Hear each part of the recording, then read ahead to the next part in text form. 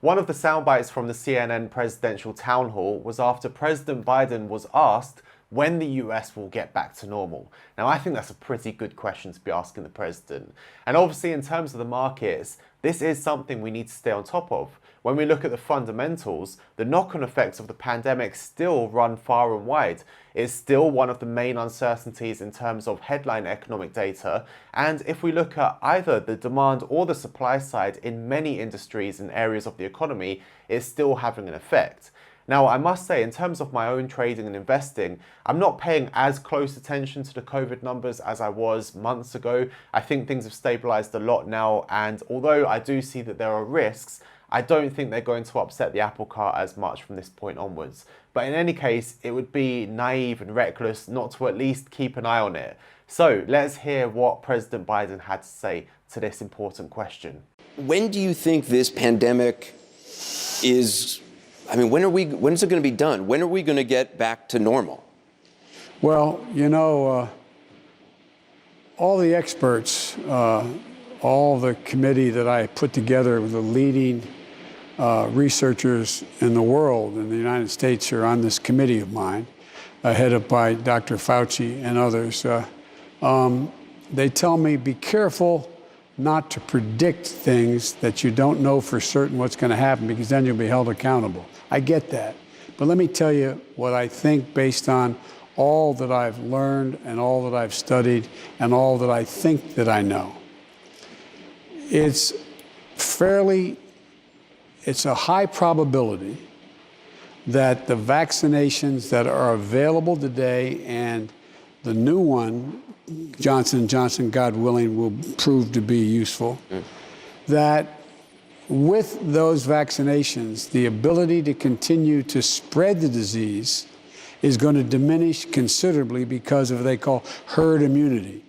And now they're saying somewhere around 70% of the people have to constitute. Some people said 50, 60, but a significant number have to be in a position where they have been vaccinated and or they've been through it and have antibodies.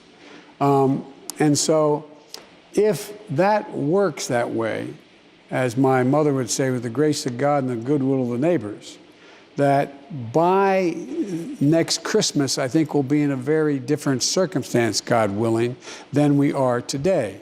I think a year from now, when it's 22 below zero here, a year from now, I think that there'll be significantly fewer people having to be socially distanced, have to wear masks, etc. But we don't know.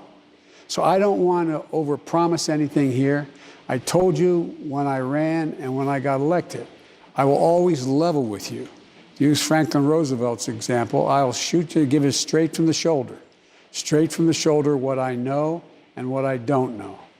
We don't know for certain, but it is highly unlikely that by the beginning of next year's traditional school year in September, we are not significantly better off than we are today. But it matters.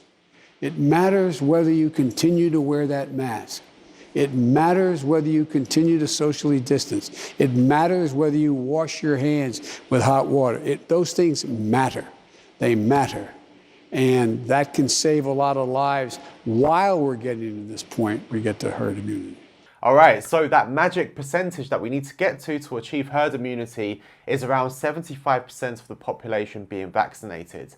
Now, if we refer to data from Bloomberg, the daily vaccination rate is averaging around 1.6 million doses per day, which means at the current rate, assuming nothing changes, 75% of the population will be covered in about 8 months' time. Perhaps just in time for Christmas. Wouldn't that be good? Now, that doesn't necessarily mean that it's going to take that long for economic factors to stabilize completely, but of course there will still be an element of uncertainty until we completely reach that point when we know that there's herd immunity. So it's something to keep in mind, something to keep an eye on, but so far it looks like there's good progress being made, and it's perhaps one of those factors that we don't need to be sort of having as much uncertainty and as much variance with in any models that you have with your fundamental analysis.